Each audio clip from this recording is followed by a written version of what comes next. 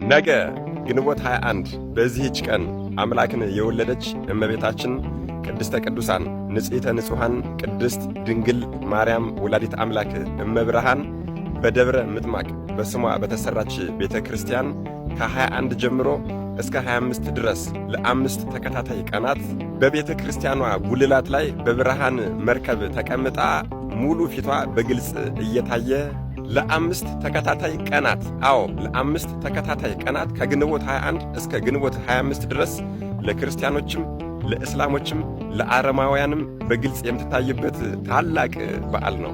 አደራ ይህንን ቪዲዮ በደንብ አድርጋችሁ ኮፒ ሊንክ በማድረግ እንድትተባበሩ እጠይቃለሁ። እጅግ በጣም ይገርማል።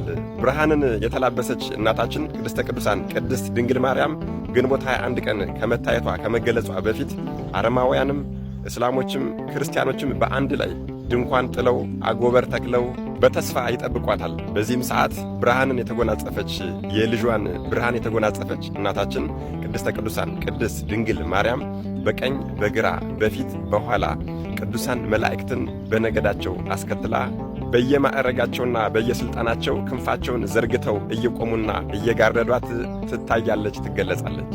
ቅዱሳን ሱራፌልም ማዕጠንታቸውን ይዘው ይመጡና ለንግሥትነቷ ይሰግዳሉ። በየመሃልም እንደዚህ እያሉ ያመሰግናሉ።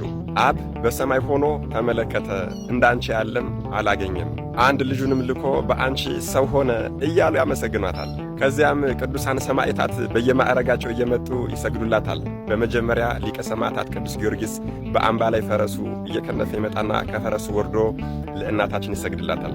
ከዚያም ተከታዮቹ ሰማዕታት ይሰግዱላታል። ቀጥሎም በዱሪ ፈረሱ ሊቀ ሰማዕታት ቅዱስ መርቆሬዎስ ይመጣና ይሰግድላታል። ከዚያም ሰማዕታት በሙሉ ይመጣሉ፣ ይሰግዱላታል፣ ያመሰግኗታል። በመቀጠልም ጻድቃን በአንድነታቸው መጥተው በፊቷ ይሰግዳሉ፣ ያመሰግኗታል። ወደዚያ ወደዚህ እያሉ በፊቷ ይመላለሳሉ። ቀጥሎም ሄሮድስ የገደላቸው 144,400 የቤተልሔም ሕፃናት በፊቷ እየዘለሉ ይመጣሉ። አንዱ በአንዱ ላይ እየተቃቀፉ እየተዛለሉ ይሳሳቃሉ። በታች በምድር ሆነው የሚያዩት ክርስቲያኖችም አረማውያንም እስላሞችም በሰማይ የሄዱ እስከሚመስላቸው ድረስ እጅግ ደስታን ያገኛሉ።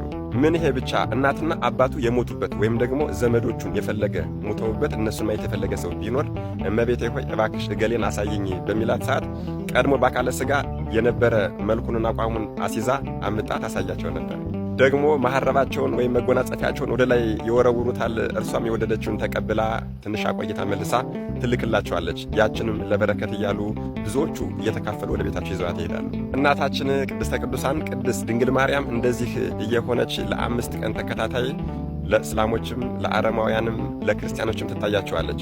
እነርሱም ወደ ቤታቸው መሄድ በፈለጉ ጊዜ ዝቅ ብለው ሰግደውላት ተሰናብተዋት ወደ ቤታቸው ይሄዱ ነበር። እርሷም በምላሹ ትባረካቸው ነበር። ለእግዚአብሔር ምስጋና ይሁን። አምላክን በወለደች በእናታችን በእመቤታችን በቅድስተ ቅዱሳን በቅድስት ድንግል ማርያም አማላጅነትና ቤዛነት ጨርሶ ይማረን። ረድኤቷ፣ በረከቷ፣ ምልጃዋ፣ ፍቅሯ አይለየን። አሜን። ይቆየን።